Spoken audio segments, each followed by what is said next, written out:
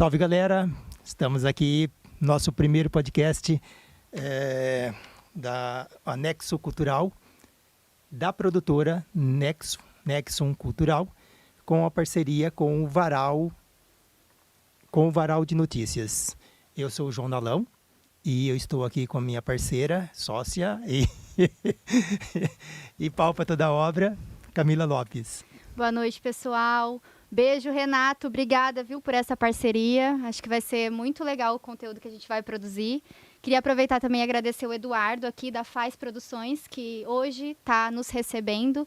Então, eu espero que a gente tenha uma ótima noite juntos e que a gente fale bastante sobre cultura.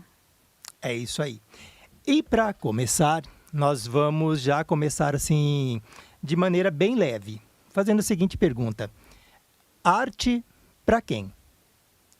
Mas antes disso, uma pergunta para minha colega. Como que foi a sua semana e o que rolou de arte na sua semana? Nossa, é polêmico isso, né?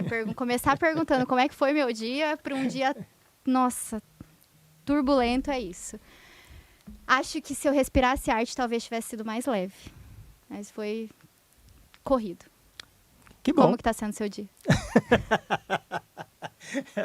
Vamos falar só de arte, então. Que vida de artista, todo mundo sabe que não é muito fácil, né? Então, vamos discutir só a respeito de arte. Nós sabemos que nós temos várias questões, né, no fazer artístico, na produção artística no nosso país.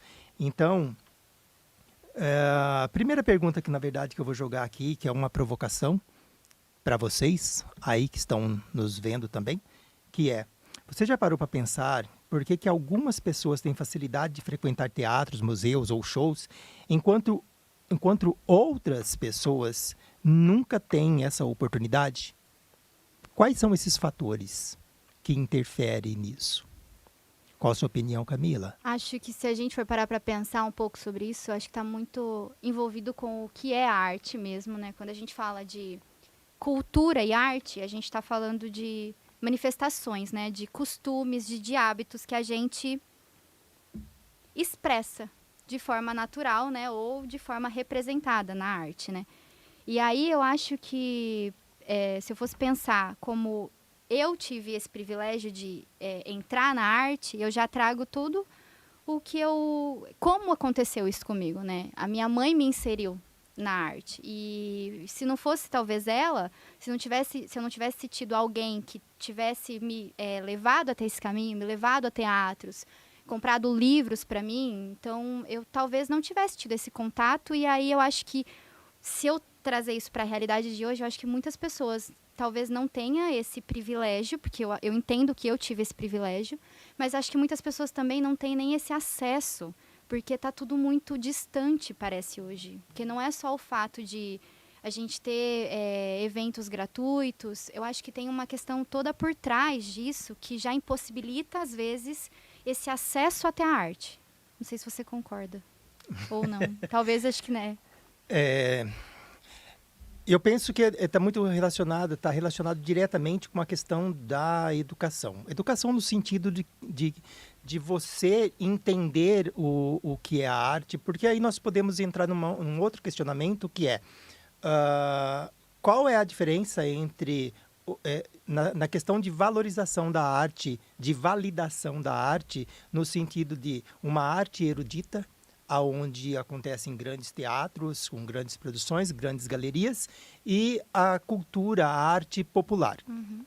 E aí existe essa arte popular, né, essa cultura popular, que é transmitida de geração para geração, de pai para filho, e não é reconhecida. Muitas vezes não é reconhecida como cultura, como arte. Não é visto como arte, né? Exato. Então, aí você pega uma outra questão, que é, quando você vai para um grande teatro ou uma grande galeria, ou um grande show, você tem vários, hoje nós temos vários festivais, principalmente, né, de internacionais, e aí entra essa questão da valorização no sentido de quanto que eu pago para consumir essa arte.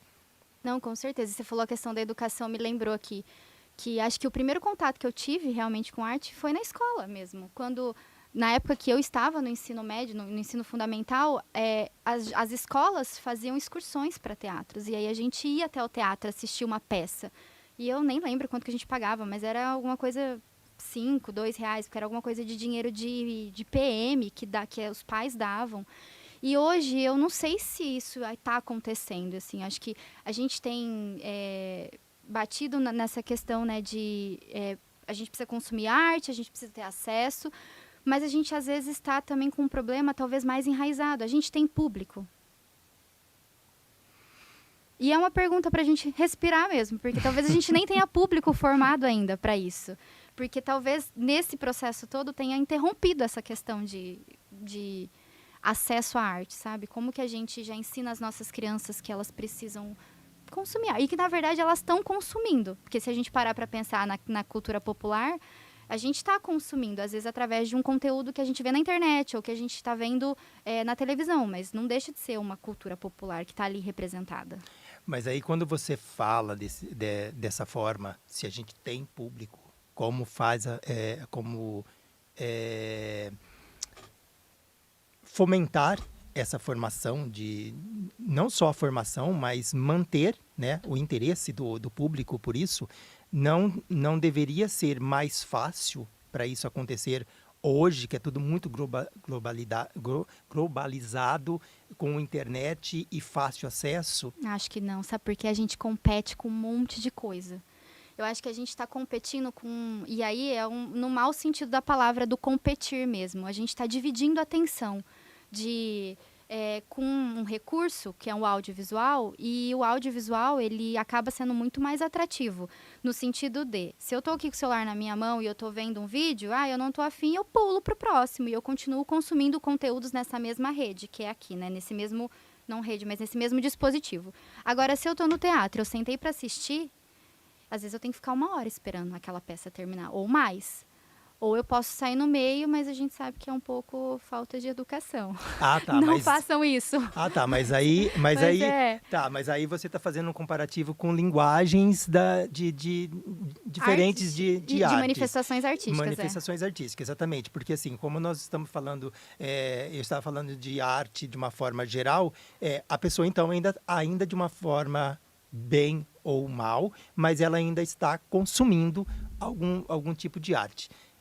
E aí, quando a gente entra para um nicho específico de cada segmento, aí a gente tem outras questões e outras vertentes que a gente teria que colocar uma lupa em cima para a gente analisar o que está acontecendo. Só que aí eu tenho um outro questionamento em cima disso, que é, mesmo essa pessoa que você está falando, beleza, eu tenho celular, eu estou aqui, estou vendo um vídeo, o vídeo não me interessa, eu passo por outra coisa. Tá, essa pessoa... Esse público, ele tem consciência do que ele está consumindo ou do que ele pretende consumir? Ou ele tem um conhecimento ou simplesmente uma ideia formada, uma opinião formada do que realmente é uma arte? Se ele está consumindo, se aquilo é arte ou simplesmente um entretenimento? Ou simplesmente qualquer coisa? Então, eu acho que não. Eu não acho que a gente tenha. E eu acho que nem as pessoas não têm mesmo consciência disso. Porque é uma coisa que a gente está sendo... entrou nessa questão de virar um hábito. Virou um hábito a gente usar o celular. Na verdade, virou quase uma necessidade biológica. Porque a gente não consegue mais fazer nada sem ele. Então, quando a gente consome algo aqui no celular, quando a gente vê uma obra de arte no celular, talvez se eu visse um quadro. Aí, ok, eu liguei. Então, aqui eu dei o nome de arte, tá? Mas aí eu estou vendo um vídeo que é um entretenimento, mas que pode ser, sim, uma expressão, uma manifestação artística ali do audiovisual. E aí, talvez nesse ponto, não, eu vou confundir com outras coisas, mas não vou, talvez, dar o nome de arte. Mas não deixa de ser arte, eu acho que é arte. Sim, eu só vou fazer um comentário sobre a minha pessoa, porque você estava falando de como você teve acesso à cultura através da sua mãe, através da educação, né, da escola e tudo mais. Eu levantei esse questionamento por quê? Porque muitas pessoas falam para mim que depende de onde a pessoa está inserida, do que é oferecido para ela. E eu não sei se eu acredito muito nisso. Eu acho que isso tem um peso muito grande, tem um peso muito forte no que vai tornar essa pessoa, né? Do que essa pessoa vai realmente gostar, do que ela vai preferir. Enfim, tem um peso. Mas, no meu caso, eu vivia no sítio, morava no sítio. Meu pai, meus irmãos, a minha família, meus familiares, os vizinhos, todo mundo ouvia música caipira. Nada contra, porque eu gosto também, sertanejo raiz, eu acho que é uma qualidade artística, uma música muito boa, diga-se de passagem. Só que, assim, eu com os meus 14 anos, para mim a música sertaneja não era o que eu queria. E enquanto os meus irmãos estavam ouvindo, sei lá, Tunique e Tinoco? Tunique, Tinoco, coisas mais antigas ainda, nem lembro o nome, né? Cascatinhana, alguma coisa desse tipo. Eu estava ouvindo Kiss. E aí, num lugar onde isso não tinha, e assim, aí e hoje eu fico me perguntando como que isso chegou para mim. Porque é diferente, que nem você falou, que sua mãe levou você para a escola, a escola tem todo esse processo de trabalho. Eu estava na roça. Como que o Kiss chegou na minha vida? E às vezes eu fico me perguntando como que isso aconteceu e eu não consigo me recordar exatamente como. Só que aí eu me identifiquei. Falei, tá, então essa música me pega e essa música faz uma diferença para mim. E aí o meu gênero musical meio que se estabelece. Obviamente eu sou uma pessoa... Eu posso falar que eu sou uma pessoa eclética, porque as pessoas assustam com o tipo de música que eu ouço. Mas, enfim, eu pergunto com relação se as pessoas têm essa consciência justamente por conta disso, porque eu consumo coisas que eu não gosto, que são de qualidades ruins, e às vezes eu gosto, mesmo sendo com qualidades ruins, mas eu tenho o meu critério de arte e a minha base estruturada do que eu acredito que seja realmente arte para mim. Independente se está num grande museu, se está numa galeria, se está num show internacional. Mas isso, eu penso que é uma base que as pessoas, a maioria, eles não têm essa noção. Enfim, eu acho que o nosso problema de formação de público é justamente isso, porque as pessoas, elas não estão pensando no que faz bem para ela, o que agrada, enfim. Penso eu que isso interfere muito nessa questão de formação de público, porque a gente precisa reeducar a pessoa para depois introduzir a arte. Eu vou usar uma palavra que você falou que você não teve o incentivo, mas eu gosto muito dessa palavra porque eu acho que ele é importante, principalmente para essa questão de formação de público das crianças que estão vindo mesmo. E nós somos de gerações diferentes, né? Então, a minha geração, ela teve. Eu acho que a gente teve esse incentivo já dentro das escolas mesmo. E eu acho que quando, de alguma forma, a gente recebe esse primeiro contato, a gente desperta alguma coisa. No ano passado, a gente fez um projeto, né, cultural na cidade de Americana e eu me deparei com várias crianças que estavam entrando pela primeira vez no teatro com 13 anos. E isso me choca, sabe? Porque eu vejo o quanto a gente está afastado dessa realidade artística mesmo, né, de manifestações. E aí eu me pego também, às vezes, me pensando assim, o que eles estão consumindo, né?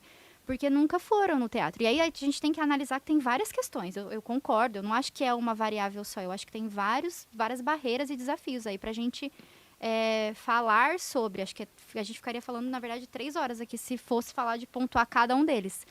Mas eu acho que é importante pais terem essa consciência, assim, de... E não só os pais, né, mas...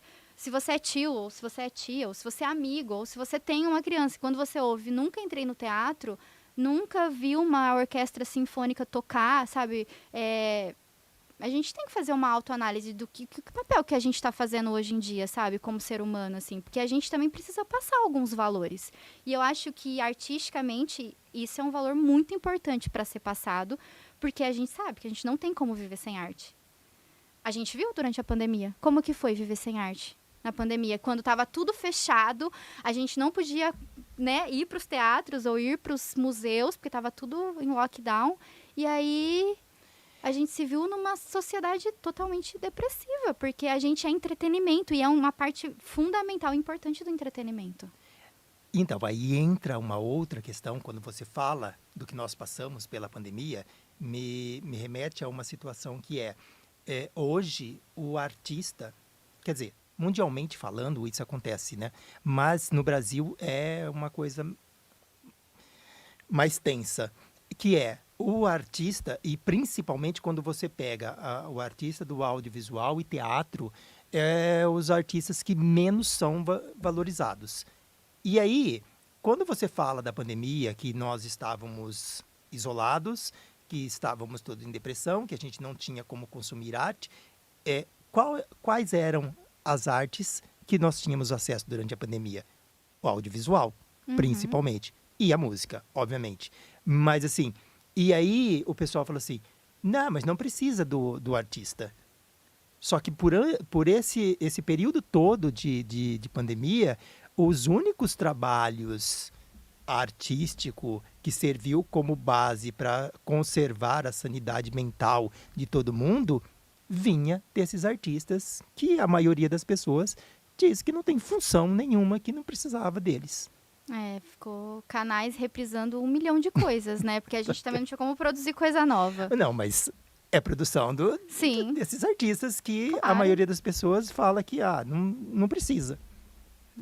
Com certeza. Acho que só para dar um panorama para o pessoal que está aí de casa e que às vezes nunca viu essa carinha, que nem a minha nem a do João, né? Nós somos artistas da cidade de Americana e a gente tem uma companhia de teatro que chama-se Afinibus, né? Então, nós somos da parte do teatro, mas por um bom tempo, né? Eu atuo... Eu pisei no palco pela primeira vez com 12 anos, né? Então, já faz um tempinho. E acho que por muitos anos, a gente passou por vários segmentos, assim, né?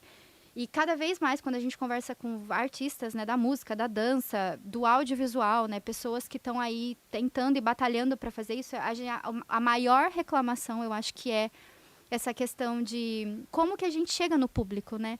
Porque, às vezes, a sensação que eu tenho é que parece que arte, cultura é um bicho de 7 cabeças. E que as pessoas têm medo. Medo de ir ao teatro, medo de ir num concerto, medo de falar, nossa, eu vou ver a orquestra sinfônica tocar, tipo, e a gente já escutou, né, que eu acho que vou falar uma frase que você vai lembrar, que eu não tenho nem roupa para isso, não tenho nem roupa para ir nesse tipo de evento. E a gente precisa desmistificar isso, e sabe, e passar por cima, e ressignificar, na verdade, porque é uma coisa muito mais tranquila. Precisa ser quebrado essa barreira, porque senão as pessoas realmente, esse medo vai interromper, vai barrar as pessoas de chegarem até o teatro, até a orquestra. E aí vocês vão estar perdendo muito com isso. Exatamente, mas isso entra na questão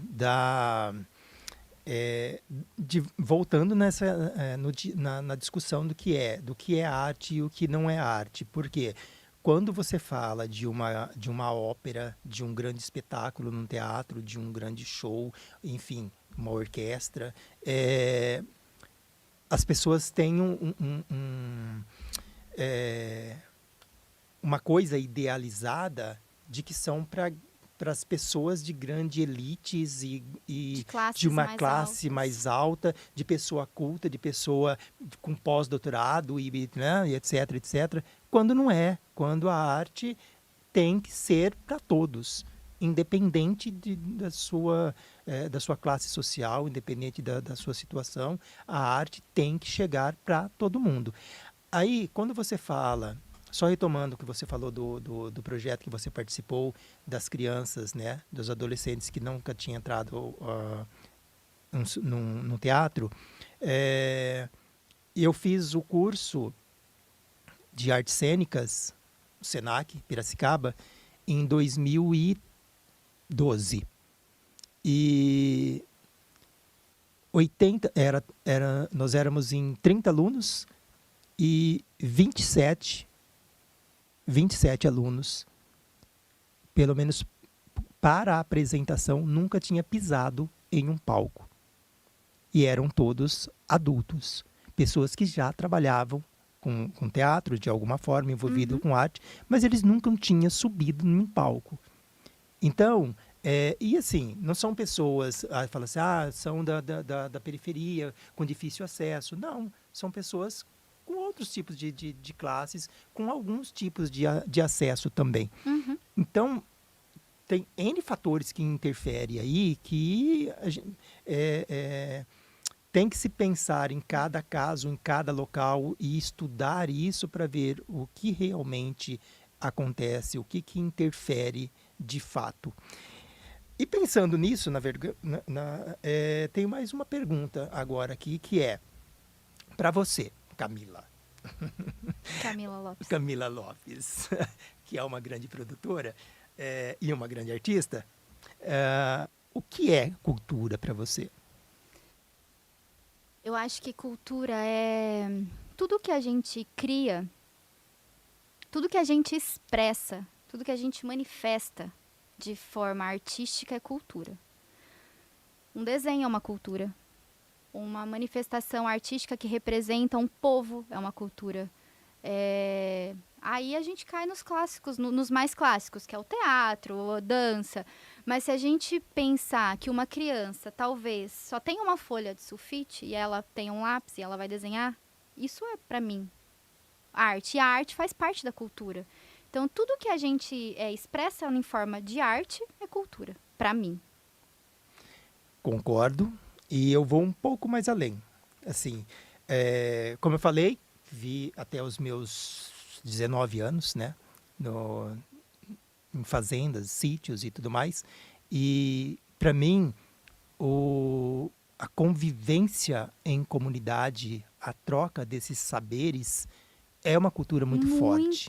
Porque tem muitos trabalhos manuais que eu aprendi, que foi meu pai, meus irmãos mais velhos, os vizinhos com quem a gente convivia dentro da comunidade que a gente fazia parte, de trocar esses conhecimentos e ir passando de como eu faço isso.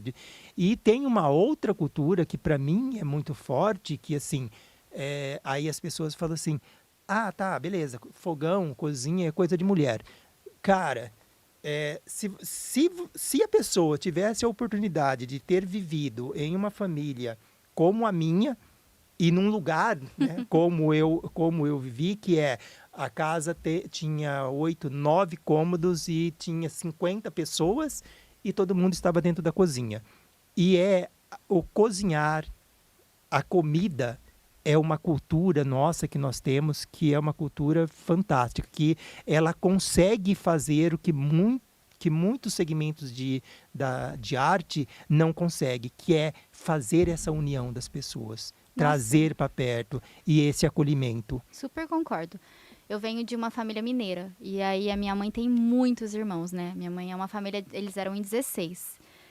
E as minhas tias têm toda essa tradição. E aí eu já até uso essa palavra porque para mim sempre foi uma tradição do assar rosquinhas e de fazer doce de goiabada cascão e de fazer lá o queijo, deixar o queijo maturar, deixar a manteiga ficar no ponto. Isso para mim, antes eu não tinha essa consciência de que isso era uma cultura, de que isso era uma tradição. Só que hoje, quando eu vejo uma goiabada cascão, olha o poder dessa arte. Isso automaticamente me leva para aquela nostalgia de eu lembrar das minhas tias e eu lembrar que eu tive isso. E aí eu vou além, porque tem culturas que estão se perdendo pela falta de propagação. Na cidade da minha mãe mora no interior de Minas também, né? Ela era de lá, agora ela é de Americana. Mas as pessoas costumavam a benzer, né? É uma tradição, assim, né? É uma cultura. Sem valor religioso aqui falando, mas...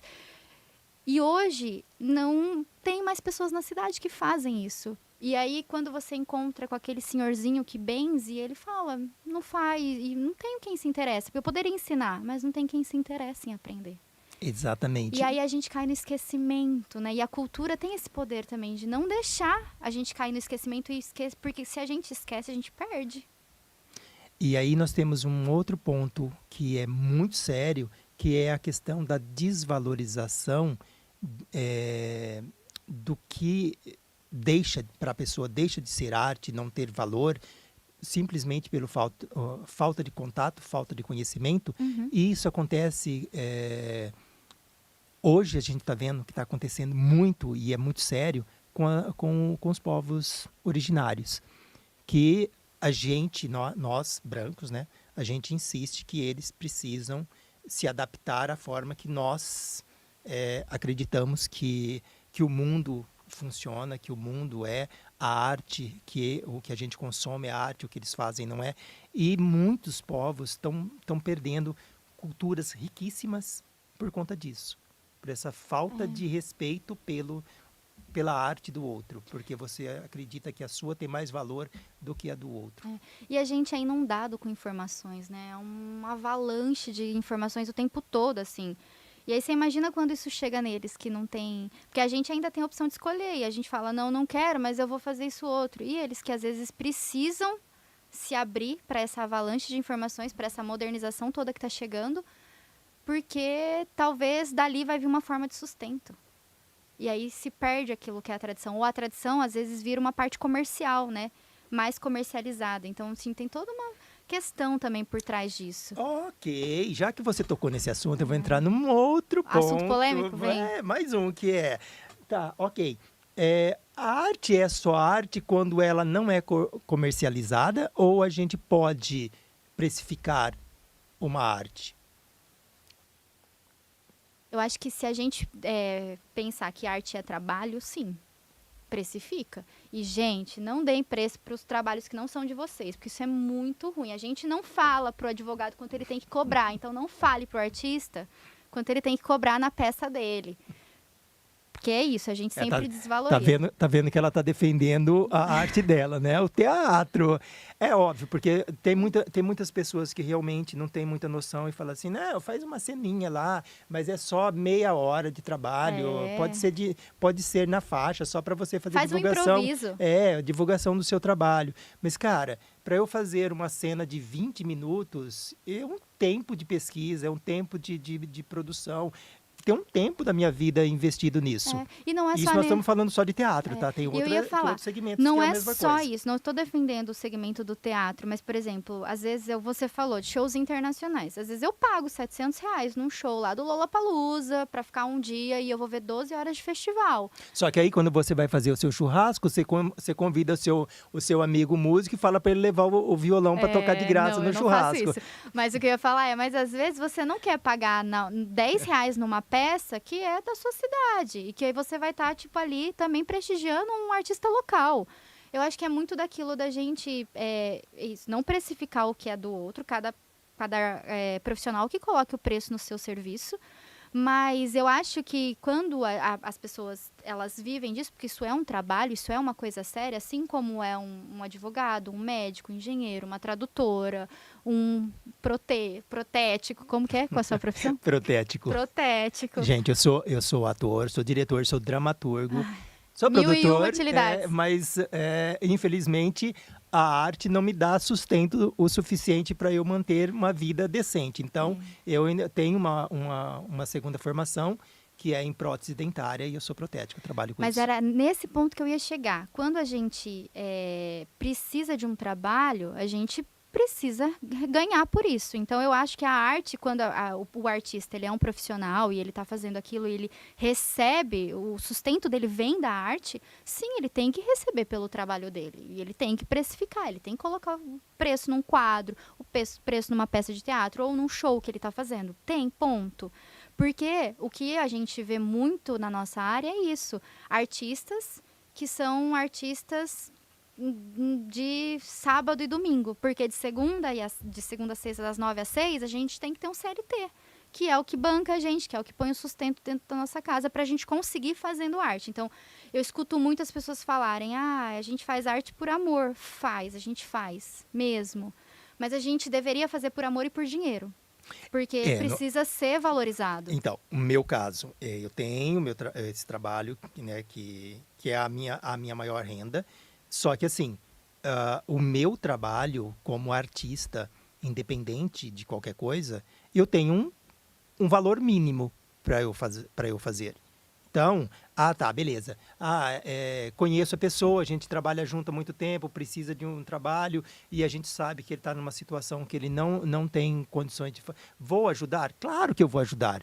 Porque é uma causa para um colega de trabalho que está precisando e você vai ajudá-lo. Óbvio que a gente vai ajudar. Só que assim, quando é uma situação de uma empresa, de qualquer estabelecimento, de qualquer pessoa que chega e fala assim, eu estou fazendo um evento, vai ter um casamento, eu preciso de uma intervenção no seu... Tá, ok, o preço é X. Mas tudo isso? Eu falei, não, isso é o mínimo, não é tudo isso. Isso é o mínimo que eu cobro. E aí eu acho que abaixo disso eu não saio de casa. Para que eu vou gastar o meu tempo, investir a minha vida nisso para simplesmente fazer a troca de quê? Eu acho que aí cabe a pessoa, assim, só falar, não quero, muito obrigada, mas de forma educada. Porque, assim, se a gente parar para pensar como profissão, são horas de estudo, são horas de preparação. A gente faz 1 milhão de especializações, porque quando a gente fala especificamente do teatro, né, a gente tem um monte de oficina que ensina a gente a fazer todas as outras coisas que a gente faz dentro de um teatro, que às vezes naturalmente a gente faz sozinho, né? A gente aprende na raça porque eu não tenho dinheiro para contratar uma pessoa, então eu preciso aprender aquilo para eu desenvolver o meu trabalho, porque senão também eu fico presa. Mas assim, assim como qualquer outra profissão, por que as outras podem receber e a gente não?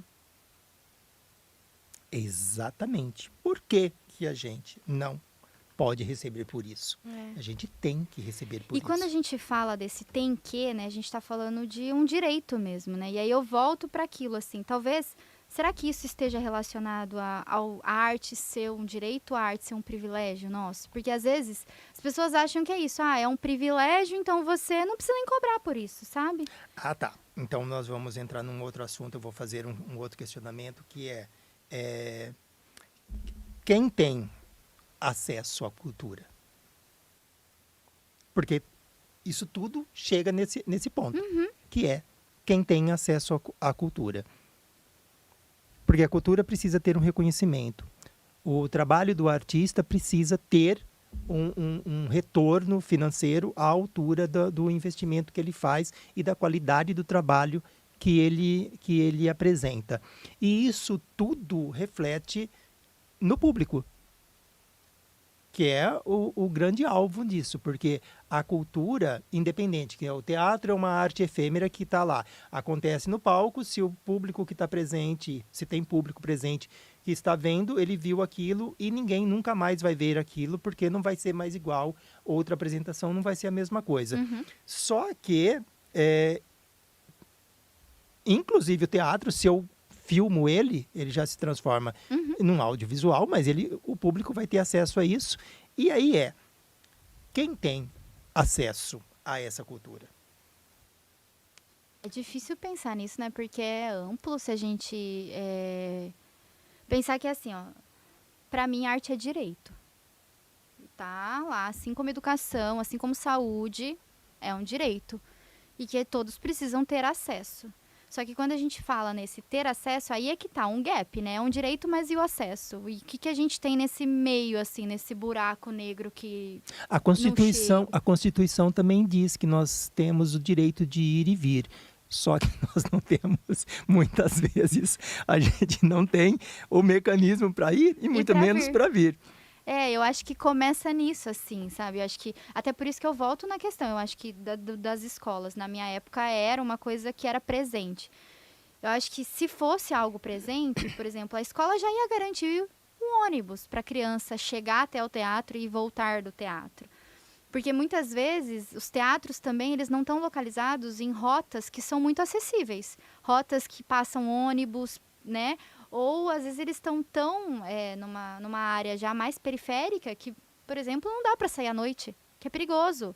E aí o teatro, ele vai acontecer, às vezes, à noite. O show, ele vai acontecer à noite. Tem eventos que vão acontecer durante o dia, mas Eu sei que ainda tem outras formas, mas a gente está aqui agora o momento é a gente pontuar, né, as deficiências. Eu Sim. acho que é uma questão essa mesmo.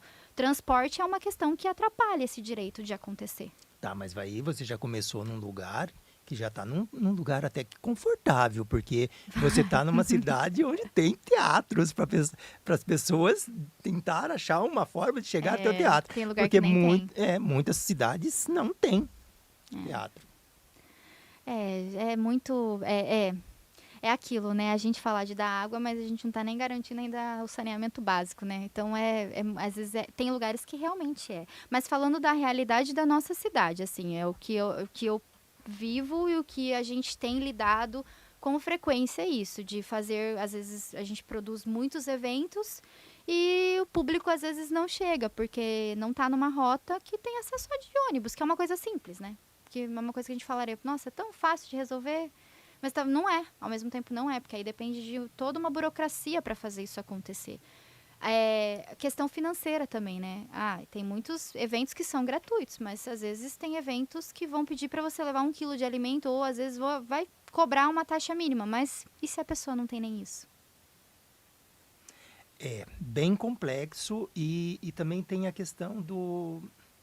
Eu penso que o que é mais fácil dentro da comunidade, que eu adquiro um hábito, lugares onde eu frequento, onde as pessoas frequentam, e aí a minha vida fica mais fácil eu ir para esse lugar. E eu fico me perguntando se as pessoas que estão indo para esse lugar porque é mais fácil, ela está tendo acesso ao que ela gostaria realmente de consumir como arte. Porque, de repente, a arte que realmente tem peso para ela e faz toda a diferença para ela, não está nesse lugar que ela está acostumada a ir, ou é mais fácil para ela ir, e como que ela poderia, de repente, desvincular dessa rotina, vamos colocar entre aspas, dessa rotina, que para onde ela sempre vai, ou sempre consome isso, para que ela chegue até onde essa arte que realmente faz diferença para ela. Sim, eu ia entrar num tópico, mas eu fiquei pensando aqui, acho que é melhor eu não falar, porque a gente vai falar dele em algum outro episódio. Mas a questão das políticas públicas, né? Quando a gente fala de descentralização da arte, porque é uma fala e uma frase que está pegando em vários pontos, assim, eles estão sempre reforçando isso, a gente precisa descentralizar a cultura. É uma forma, né, de tentar desviar dessas barreiras. É uma forma... Mas não é a única jeito de resolver. Eu acho que é uma forma, é uma possibilidade. Eu tenho uma ressalva com relação a essa questão da forma como é colocado essa questão da descentralização da cultura. Porque nós somos um país que nós tivemos uma invasão e os europeus chegaram e impuseram a cultura deles aqui e acabaram com a cultura da maioria dos povos originários, porque a cultura deles era muito mais importante. Então, quando você fala de descentralizar a cultura e levar para a periferia, você tem que ter muito cuidado, nós temos que ter muito cuidado, que dentro dessa periferia, existe uma cultura latente e forte e produtiva ali dentro. Então, eu posso oferecer outras formas de culturas para eles consumirem. Só que, assim, dentro de um limite estabelecido, que eu respeite o que acontece dentro da comunidade. Porque eu escuto e já ouvi muito colegas de trabalho falar assim, não, a gente tem que levar o teatro ou a música para a periferia, para determinada região da cidade, porque eles não têm lá. É um equívoco muito grande. É um equívoco muito grande. É uma prepotência muito grande falar isso. Exato. E aí, muito mais do que a gente descentralizar essa produção artística, qual é o mecanismo que a gente pode pegar essa arte que está sendo produzida nessa periferia, nessa região menos assistida, e trazer para esse público dito erudito.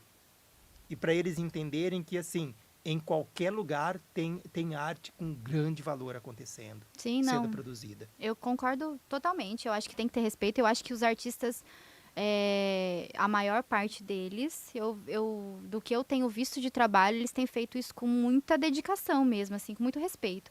Porque, querendo ou não, eu sei que, eu volto a dizer, é uma possibilidade, porque eu não acho que é a solução, tá?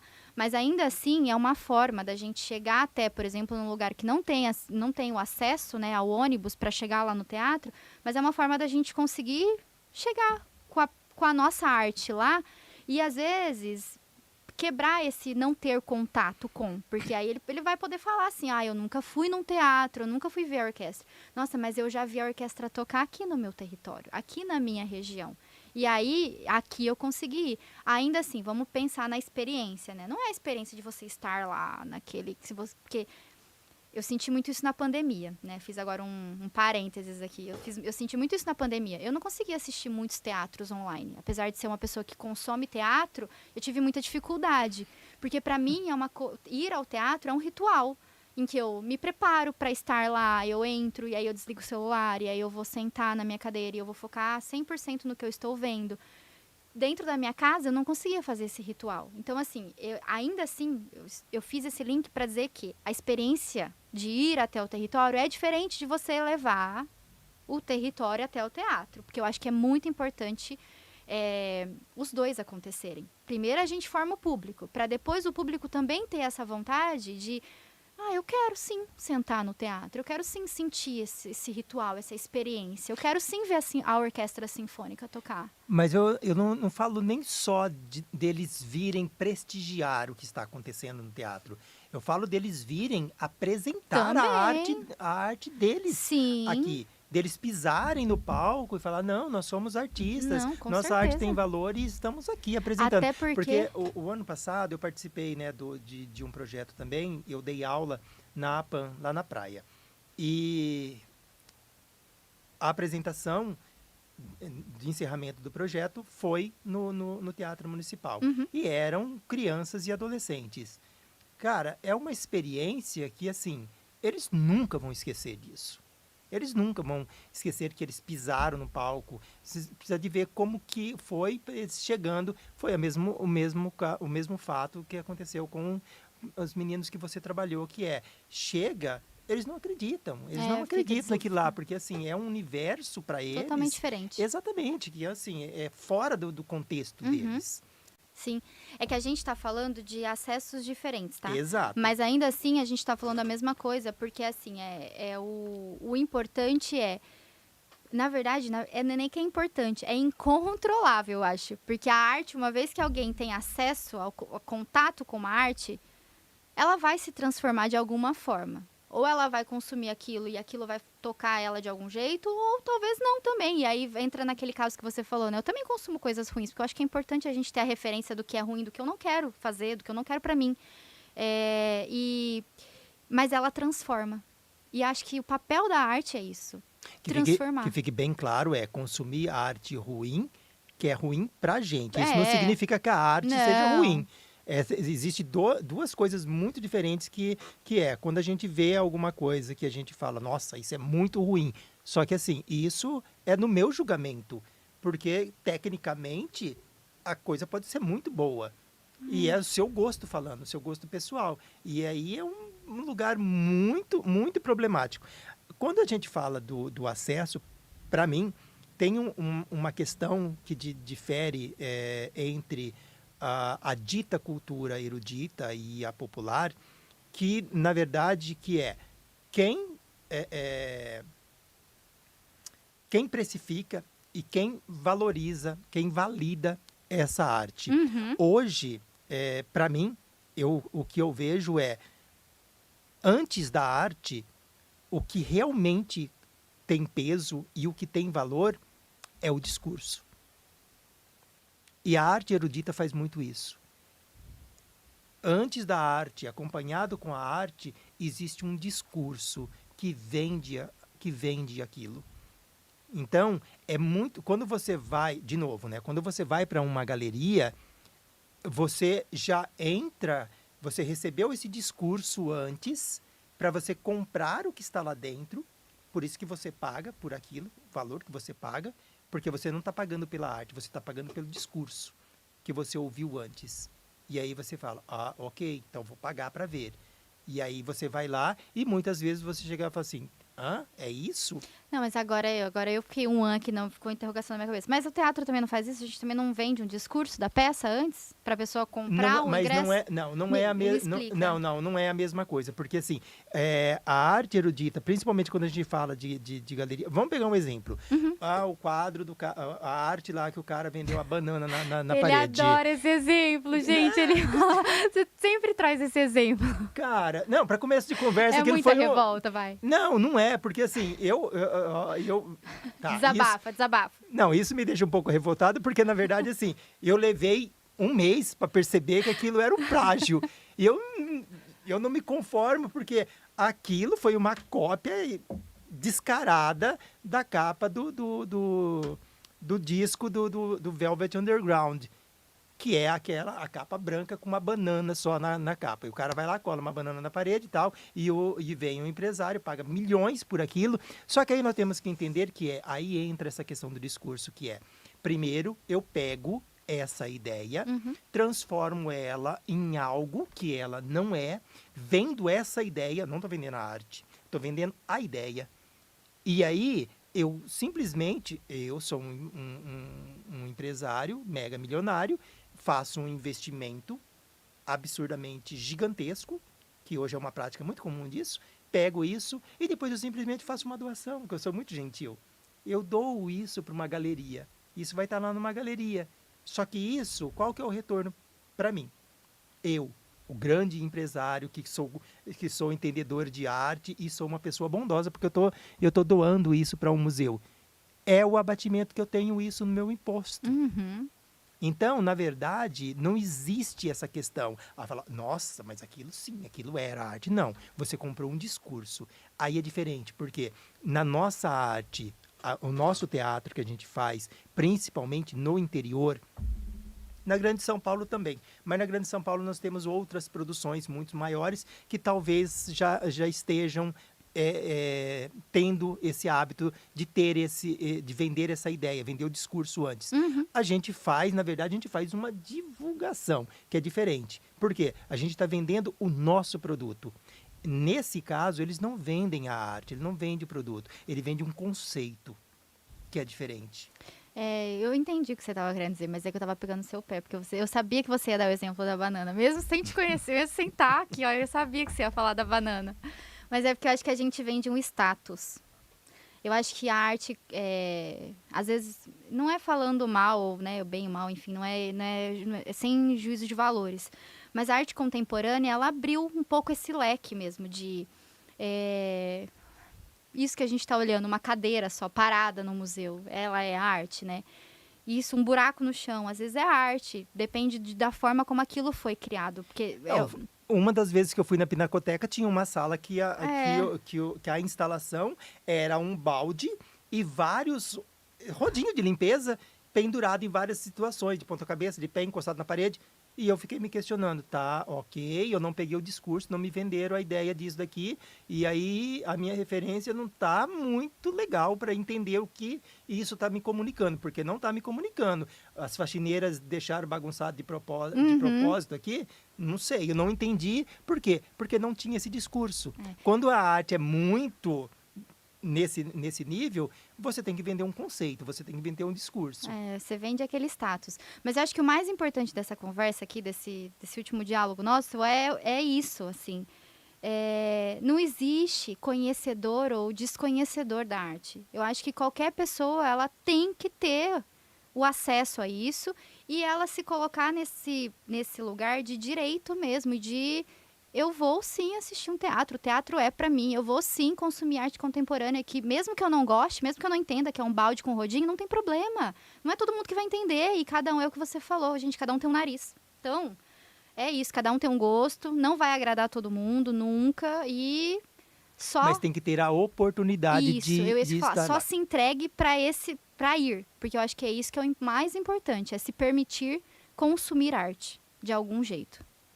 Eu acho que mais do que isso a arte tem que estar com o acesso aberto para que todas as pessoas possam chegar até lá. Mas aí nós temos vários impedimentos, que nós já citamos. que é a questão financeira, que é a questão de transporte, que é a questão... Enfim, nós temos N problemas que a gente pode pensar e tentar achar solução para isso. Não sei se eu consigo pensar. Eu acho que a solução tem que ficar para um próximo episódio, porque aí E, na verdade, a gente tem que mudar o copo, não tem que ser vinho, tem que ser vinho, na verdade, não tem que ser água, porque a gente vai precisar de... Tá, mas pensando nisso, eu vou fazer um outro questionamento, que é, pensando em tudo isso que a gente conversou, você acha que existe uma diferenciação entre direitos e privilégios de consumir arte? De ter acesso à arte, direitos e privilégios? Com certeza tem diferença, porque o direito ele tinha que ser... A criança nasceu, ela tem direito já a ter o acesso à arte, a ter educação, a ter saúde, tem que ser como se fosse uma dessas vertentes. E hoje a cultura não é vista como uma dessas vertentes. O importante é garantir educação e saúde. E eu acho que é importante, mas a arte também tem que estar ali, ela também forma cidadãos, sabe? É nesse ponto, assim, da gente formar pessoas, formar valores. A arte ajuda para isso. E, inclusive, de se sentir, de se ver representada em coisas e a arte tem esse poder, esse canal de fazer a gente entender coisas que às vezes a gente não entende da gente mesmo. Muita gente vai para o teatro, vai para o palco, vai para a dança, vai tocar como uma forma de terapia, né? Tanto que vem a arte-terapia. Porque a arte tem esse lugar mesmo de não cura, mas ela é um caminho que pode levar à cura. É uma forma da gente expressar, e a gente expressa coisas que a gente não consegue, às vezes, entender. Então, é diferente. Mas, e o privilégio, eu acho que nem todo mundo tem o privilégio. Então, você, por exemplo, me deu o seu relato e você não era uma pessoa que tinha o privilégio, mas você buscou de alguma forma a arte porque era importante para você. Muitas pessoas vão fazer isso, mas muitas pessoas não vão fazer isso. E aí é que entra o direito. Ela precisa ter o direito, porque às vezes ela não vai fazer, não porque ela não quer, mas porque ela nem sabe se ela gosta ou não. Não teve opção de escolha. Então ela tem que ter opção de escolha, é isso. Ou seja, privilégio quem tem mais poder aquisitivo. Enfim, isso é um grande problema, porque isso entra na questão tanto do público quanto dos artistas. Porque se você tem um grande patrocinador ou um pai patrocinador que banca os seus trabalhos, você tem condições de fazer o seu trabalho decentemente no sentido que eu falo, que você não precisa ter uma função CLT de segunda a sexta e produzir as suas artes de sábado e domingo. Ou fazer outros bicos, né, para conseguir se sustentar. Exato. E na verdade, nós temos um grande número, né, de artistas que hoje... Gente, eu vou colocar isso, é uma opinião pessoal. Isso não é verdade absoluta, cada um tem o seu ponto de vista com relação a isso, tá? Mas eu tenho muitos amigos, muitos artistas que falam, eu vivo de arte. E aí eu pergunto, que legal, que joia. O que você tem feito? Eu dou aula de teatro. Cara, na boa, na minha opinião, isso é a minha opinião, desculpa, eu estou frisando de novo, é a minha opinião pessoal, que você é professor, você está dando aula, não é menos digno, mas assim, você não está vivendo de arte, você é um CLT, que você tem uma profissão que é professor. A matéria que você dá é teatro. Então, você não está vivendo de arte. Você não está produzindo arte. Você está educando as crianças, que é um trabalho digno como qualquer outro. Você está formando e passando essas informações que a gente está discutindo, que precisa fazer isso para que as crianças entendam e tenham a opção durante a formação delas. Mas é que aí a gente entra na questão do produto cultural mesmo, né? Aí você não está vendendo o seu produto, porque, por exemplo, uma artesã vive de arte, né? Se ela vende os artesanatos dela.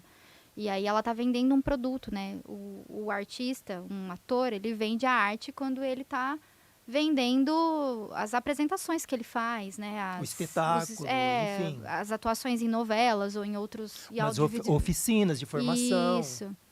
Mas eu entendo esse limite aí que tem, porque eu penso também. Mas aí a gente teria que definir primeiro o que é produto cultural. Isso fica para outro episódio. que agora a gente precisa falar da agenda cultural da semana. Beleza, vamos lá. Passa você, por favor. Passo.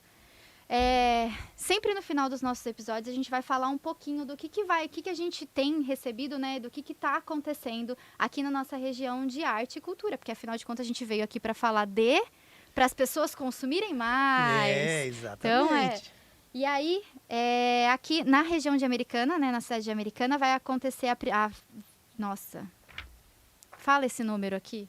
126. 126º. Festa de Santo Antônio de Pádua em Americana. Então vai ter a festa lá de Santo Antônio, está acontecendo. Nesse final de semana, em Americana tem um teatro que é chamado de Fábrica das Artes. Então também vai ter um espetáculo lá no Fábrica das Artes que se chama O Sétimo Hóspede. E aí os ingressos estão no Simpla. Então quem tiver interesse é só entrar na página do Fábrica que você consegue todas as informações lá. Está acontecendo também a Rota Cervejeira de Sumaré, que é um evento que vai acontecer agora, dia 23 e 24 de maio, na Praça Macarenco, com cervejas artesanais, gastronomia, atrações musicais e culturais. Então, prestigiem, se vocês puderem. É um evento gratuito.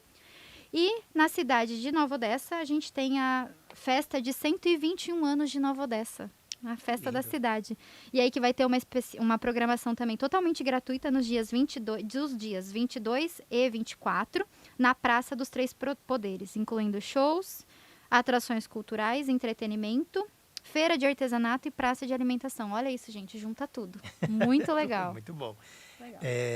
Então, aproveitando, deixo os nossos parabéns para a Nova Odessa, né? Uhum. E, gente, sigam a gente nas redes sociais, da Nexum Cultural, @Nexum Cultural, @Ciafinibus.